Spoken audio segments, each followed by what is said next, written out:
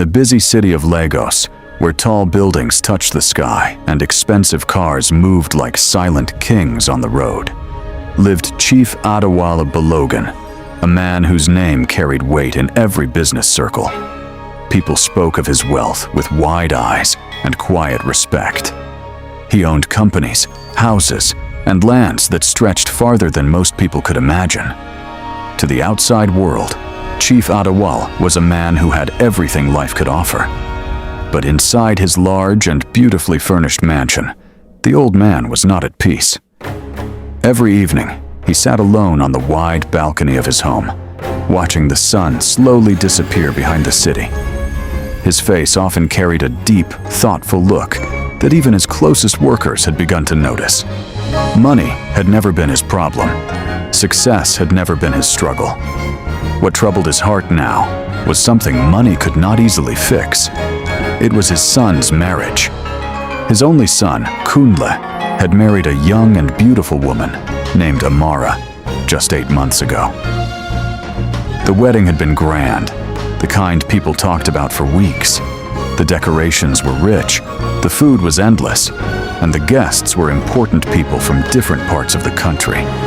On that day, Chief Adewale had smiled proudly, believing his son had chosen well. But as months passed, small things began to disturb his spirit. It was not something loud or obvious.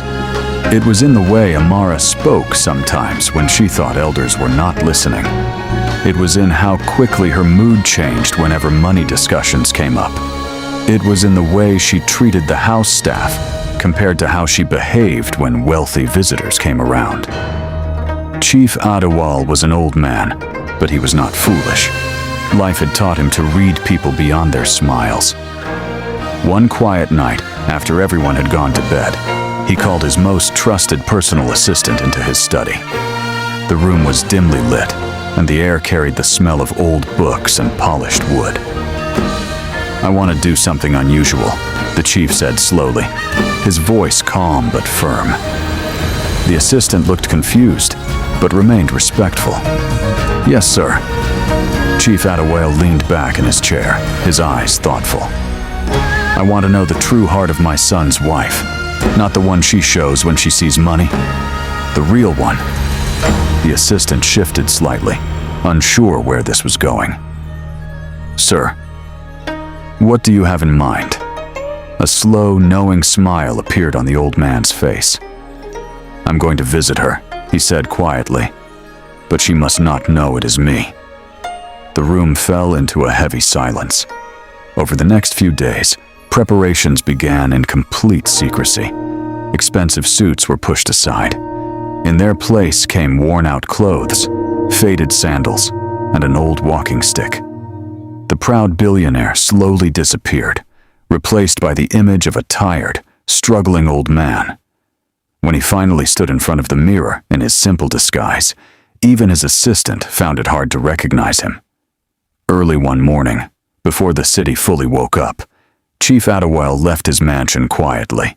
No convoy, no security, no luxury car, just an old man in worn clothes, and a plan that would soon shake the entire family. By midday, he stood quietly across the street from his son's house, looking at the tall gate that guarded the compound. He took a slow breath. Then, with careful steps, the rich man disguised as a poor beggar began to walk toward the gate. The next morning arrived quietly, but Adewale Balogun's heart was anything but calm as he stood across the street, watching the tall gate of his son's mansion with careful eyes that missed nothing. Dressed in his worn shirt and loose trousers, he looked every bit like a tired old man who had seen too many hard days, and even he was surprised by how completely the disguise had changed the way the world now saw him. For the first time in many years, no one greeted him with respect. No one rushed to open doors, and no one recognized the powerful billionaire hidden beneath the humble appearance. Taking a slow breath, Adewale tightened his grip on the old walking stick and began to cross the quiet road toward the house, his slightly bent posture making each step look heavy and real. The mansion stood tall and proud behind the high black gate, its cream-colored walls glowing under the bright morning sun, a clear sign of the wealth and comfort his son now enjoyed. But Adewale was not there to admire beauty. He was there to discover truth. When he finally reached the gate, He paused for a moment, his sharp eyes studying the compound carefully, noticing the clean driveway, the expensive car parked neatly inside, and the silence that hung in the air. Then, with deliberate slowness, he lifted his hand and pressed the gate bell. The soft electronic chime echoed inside the compound. For a few seconds, nothing happened. Adewale waited patiently, lowering his gaze and adjusting his posture to appear even more weary, his face settling into the humble, tired expression of a man used to rejection. Footsteps soon approached from inside the compound. The gate opened slightly. Standing there was the house security guard, a young man in uniform who looked Adewale up and down with clear suspicion written across his face. "Yes, old man, what do you want?" the guard asked bluntly.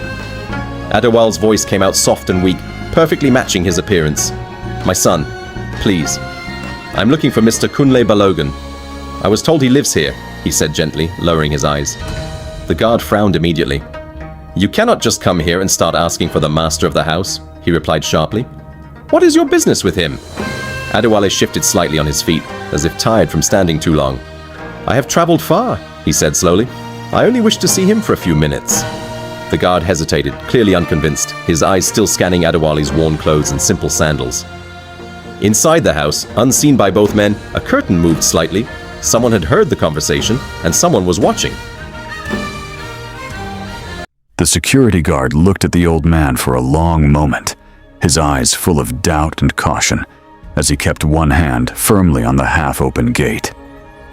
Adewale, still bent slightly under the weight of his disguise, lowered his gaze respectfully and spoke in a soft, tired voice that carried just enough weakness to sound believable. He explained that he had traveled far and was only looking for a small favor, maybe a little water or somewhere to rest his legs for a few minutes. His tone was humble, careful, and patient, as though he expected rejection but hoped for kindness. The guard frowned and shook his head slowly, clearly uncomfortable with the situation. From his position, the old man looked like just another stranger trying his luck at the gate of a wealthy home, and his training told him to be careful. He was about to dismiss Adewale and close the gate when a calm female voice suddenly came from inside the compound, clear but gentle. "Wait, what is happening there?" Both men turned. Standing a few steps behind the guard was Amara Balogun. She walked forward slowly, her posture graceful, but her face serious with concern. Up close, her eyes rested carefully on the disguised old man, studying him in a quiet, thoughtful way that made Adewale's heart tighten slightly. This was the moment he had come for. The guard straightened immediately. "Madam, this man came asking to enter. I was just sending him away." Amara did not answer right away. Instead, she stepped a little closer to the gate, her expression softening as she noticed the man's tired eyes and worn clothes. There was something about his quiet humility that made her pause. Adewale kept his performance steady, gripping his walking stick lightly, breathing slowly, and avoiding direct eye contact like a man used to being ignored. For a few long seconds, silence hung in the warm afternoon air. Then Amara spoke gently, her voice calm but firm. "Open the gate.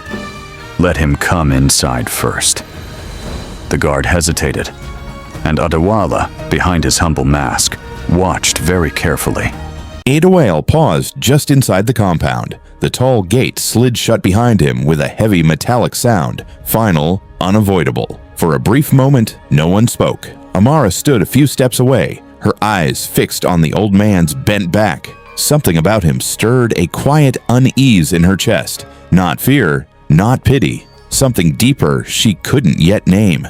Adewale tightened his grip on the worn walking stick. His shoulders rose and fell slowly, as if every breath carried years of hidden pain. The afternoon sun washed over the compound, warm and golden, but the air between them felt thick with unspoken history. Amara finally stepped forward, graceful, cautious. Her voice was calm, but softer now.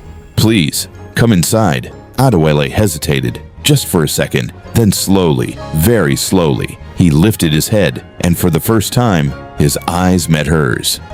The living room was quiet. Sunlight poured softly through the tall windows of the mansion, painting the marble floor in warm gold. Adewale sat slowly on the edge of the elegant sofa, still in the disguise of a tired old man. His walking stick rested across his knees. Amara stood across from him, watching, studying. Something in her spirit would not rest. She spoke gently. "Sir, have we met before?" Adewale did not answer immediately. Instead, he sighed. A deep, heavy sigh, the kind that carries years inside it. Slowly, deliberately, he reached up and removed the old cap, then the glasses, then the false gray beard. Silence exploded in the room.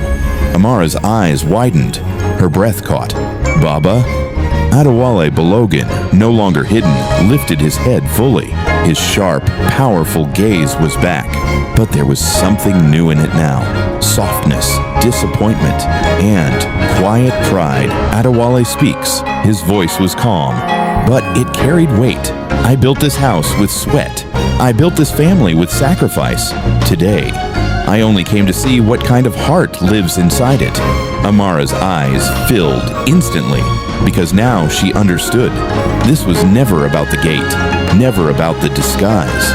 It was a test. The moment of truth. The security guard stood frozen near the door, ashamed, confused. Adewale turned his gaze back to Amara. For a long second, no one breathed.